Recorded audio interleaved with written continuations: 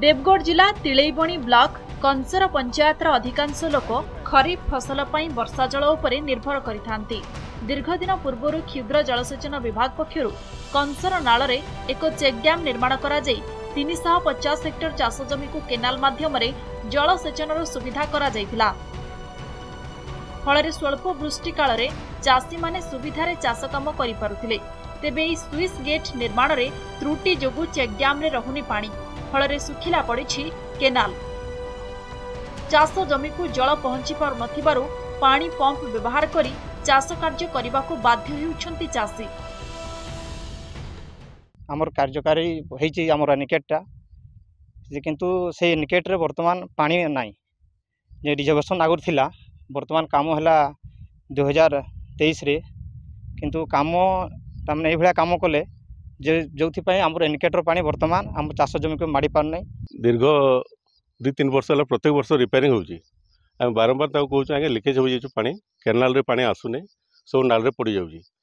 तो ए वर्ष केनाल किसी रिपेयरिंग कले कंक्रीट रोड सीसी केनाल कले, किंतु आम मना करूँ स्विचटा आज्ञा ठीक अच्छी चेंज करतुनि, कि जबरदस्ती से चेंज करदे जोटा कि आम ए वर्ष टोटाल 300-350 हेक्टर जितकी अच्छी आम अंचल कारी भी जमी पाक गोटे भी पानी नहीं। गत वर्ष ग्रामवासी बारण सत्वे ठिकादार चेक डैम मरामती कार्य करथिले। चेक डैम स्विच गेट मरामती करबा दिन ठारू चेक डैम जल केनाल को जिबा परिवर्ते नाल रे बहि जाउथिबा नै अभियोग करिसंती चाषी। अन्य पक्षरे चलित वर्ष उक्त अंचल रे नियंटिया वर्षा जोगु चाष कार्य धिमे जाइथिबा बेले चाषी भरोसा साजिथिबा क्षुद्र जलसेचन प्रकल्प मध्य काम रे आसी पारु नाही। एभली परिस्थिति पई विभागीय जंत्री को दायी करिसंती स्थानीय चाषी।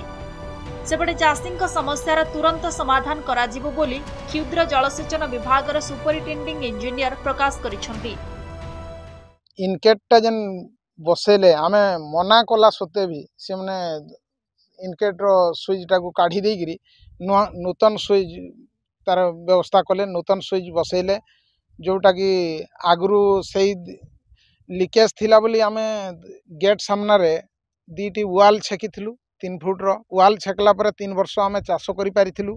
से वाल दीटा को भी भांगी देगिरी नूतन स्विच से बसैजन जेनटा कि पानी आउ आसु नै। काम होई से शटर नुआ लागि सेटा पानी लीकेज हेकरी तळ को पळौची से जोटा कि केनाल रे जाउ नै पानी।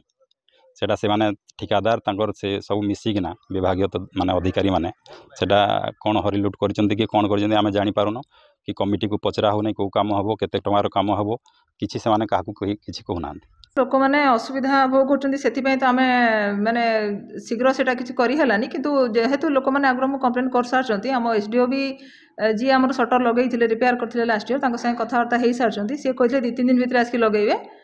तेणु जेहेतु आसी पारना कि आज आउ थे कल करूँ काली जमीती भी काली परन भितर कि 2-3 दिन भितर हो आम जमीती भी सेटा ठीक करूँ रिपेयर करूँ लोक मैंने पानी जमी सुविधा पाइबे। केबे चाषी समस्यार हेबो समाधान आउ चाषी को मिलिबो जलसेचन सुविधा। Deogarh Brijesh Ranjan Sahu report, Nandighosh TV.